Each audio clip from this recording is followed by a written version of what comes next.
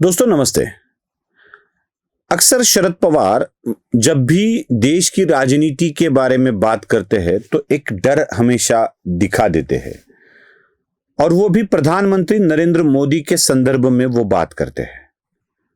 उन्होंने एक बार पुणे पिंपरी चिंचवड़ में प्रेस कॉन्फ्रेंस में कहा था कि पंजाब के साथ कृपया खिलवाड़ न करें, क्योंकि पंजाब के साथ खिलवाड़ करने के बाद देश के प्रधानमंत्री की जान को खतरा हो सकता है।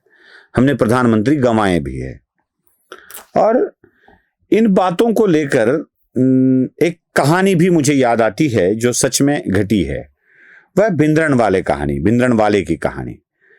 पंजाब में इंदिरा गांधी ने भिंद्रनवाले को खड़ा किया और वो बुमरैंग की तरह इंदिरा गांधी पर ही आकर उलट गए। भिंद्रनवाले की सारी चीजों को इंदिरा गांधी ही ऐसे बढ़ावा देती थी, बाद में उसी भिंद्रनवाले को रोकना मुश्किल हो गया था। अब कहानी पंजाब की है और बताते हैं शरद पवार।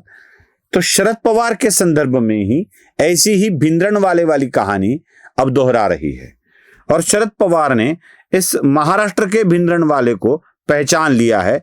इसीलिए शरद पवार उस भिंद्रनवाले से अपना पीछा छुड़ाना चाहते हैं। शरद पवार का भिंद्रनवाले कौन है, कौन हो सकता है?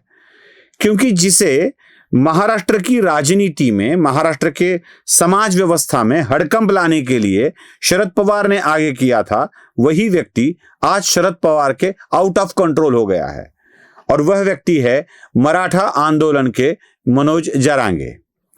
मनोज जरांगे को इस तरह बढ़ावा दिया गया कि मनोज जरांगे ने महाराष्ट्र की राजनीति को ही उलट पुलट कर दिया। 2024 के लोकसभा इलेक्शन में मनोज जरांगे द्वारा किए गए आंदोलन के कारण कुछ ऐसी लहर चली जिसमें मुसलमान, दलित और मराठा वोटों के एकत्रीकरण के कारण भारतीय जनता पार्टी को करारी हार का सामना करना पड़ा। यहां तक कि इसका परिणाम मोदी की सरकार पर भी हुआ। जरा एक अस्थिर टाइप की सरकार केंद्र में आ गई।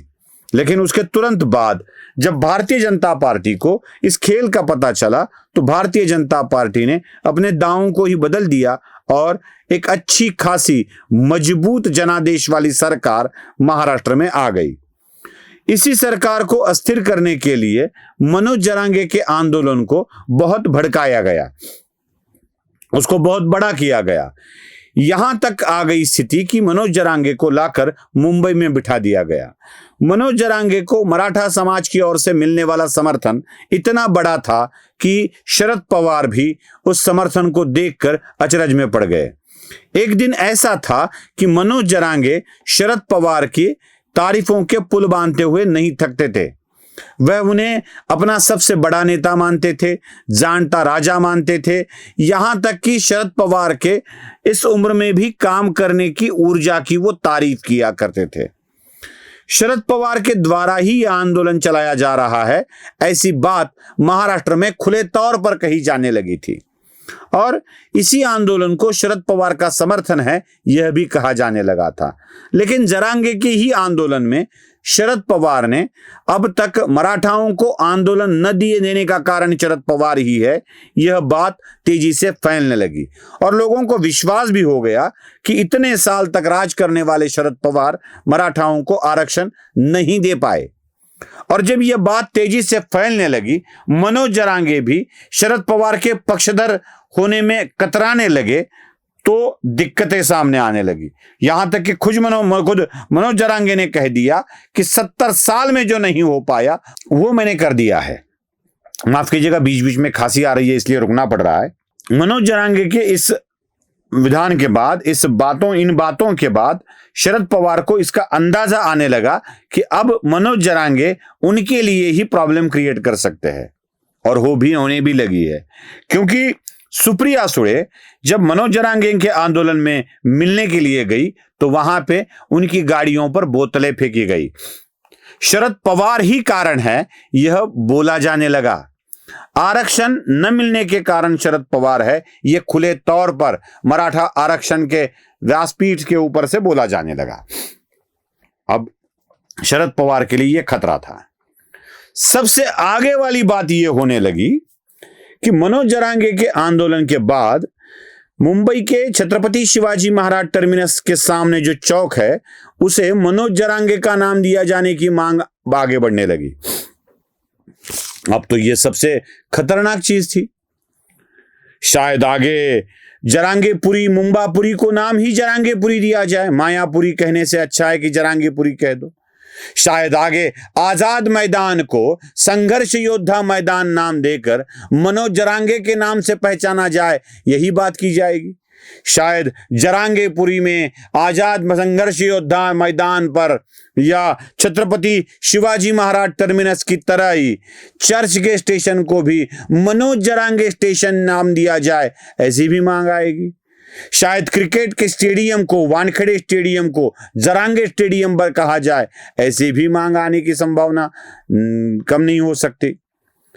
तो इन सारी बातों को देखकर आगे चलकर मुंबई विद्यापीठ में भी एक जरांगे अध्यासन केंद्र स्थापन किया जाए, जिसमें चिन्ना टन्ना वाली मां के गाली गलोच वाली भाषा को वैध कैसे करार दिया जाए, इस पर अध्ययन होगा। कुछ ऐसा अध्यासन केंद्र भी स्थापन किया जा सकता है, यह भी मांग हो सकती है। शरद पवार के लिए जो मांगे की जाती थी वही मांगे अब जरांगे के लिए भी की जा रही है और उस पर लोग अड़ीग होकर बोल रहे हैं। शरद पवार के लिए यही खतरा है। शरद पवार की राजनीति मनोज जरांगे के सहारे बढ़ने लगी थी। मनोज जरांगे के कारण ही उस पर अब डब्बा लग रहा है। शरद पवार की राजनीति में मनोज जरांगे के आंदोलन में कुछ लोग घुसाए गए थे, जैसे वो कीचक नवले या योगेश सावंत जैसे व्यक्ति, जिन्होंने जातिगत टिप्पणियां करके 3 मिनट में खत्म करने वाली बात की थी। उन लोगों को पकड़ा गया और इन्हीं लोगों के कारण ये सब हो रहा है। ऐसे ही लोग घुसे हुए हैं, यह जरांगे की टीम भी अब बोलने लगी है। तो शरद पवार के लिए जरांगे भिंद्रन वाले साबित न हो, यही एक डर शरद पवार के मन में है। इसलिए अब जरांगे के आंदोलन को शरद पवार ही शांत करने पर तुले हुए हैं, उनकी रिप्लेसमेंट देखने पर लगे हुए हैं। नमस्ते।